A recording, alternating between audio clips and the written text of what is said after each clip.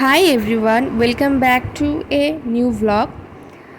তোমরা জানো যে আমার কাজকর্ম করতে একদম ভালো লাগে না, কিন্তু যত বড় হচ্ছি তত বুঝতে পারছি যে কাজকর্ম করতে হবেই।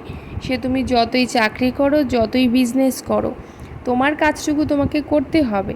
তাই আজকে আমি নেমে পড়েছি অনেক কাজকর্ম করতে। আজকে আমি আমার যে রুমটা সেটা পরিষ্কার করব।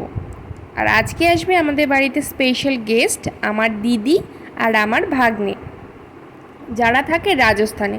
তারা 2 থেকে 3 বছর পর আমাদের বাড়িতে ঘুরতে এসছে। আমাদের যে নতুন বাড়ি হয়েছে তারা সেটা দেখেনি, আজকে প্রথম দেখবে।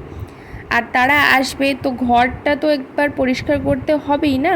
আর তাছাড়াও আমি আমার রুমটি অনেক দিন ধরে পরিষ্কার করি না, অনেক ধুলো জমে গিয়েছে। মা বলছে রোজ যে পরিষ্কার কর পরিষ্কার কর, কিন্তু আমি একজন অলস যে পরিষ্কার করতেই নামছি না। তাই আজকেই ভাবলাম যে আজকে ওরা আসবে তো ওই উদ্দেশ্যেই করে ফেলি। তো অনেকক্ষণ টাইম লেগেছিল আমার পরিষ্কার করতে ঘরটা, কারণ আমি শুধু আমার ঘরটা নয়, রুমটাও গুছিয়ে দিয়েছিলাম, কারণ মা করছিল রান্না তাদের জন্য, এবং রান্না বান্না তো অনেক কিছু করেছে।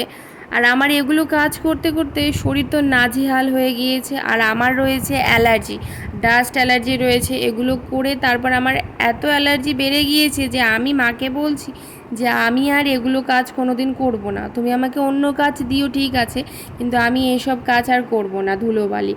আর আমাকে ডাক্তার বলেছেও যে ধুলোবালি থেকে দূরে থাকতে। তাই আমি আর কোনোদিনও এইসব কাজ করব না ভেবেছি।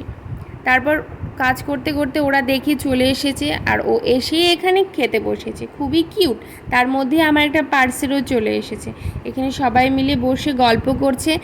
তাদের বিকেলবেলা যাওয়ার টাইম হয়েছে, কিন্তু ওদেরকে যেতে দিতে ইচ্ছে করছিল না, কিন্তু ওরা বলেছে যে কদিন পর আবার আমাদের বাড়িতে থাকতে আসবে। শুনে তো ভালোই লাগলো। তারপর দিদি এনেছিল আমার জন্য অ্যাপেল, ওটাই খাচ্ছিলাম। তারপর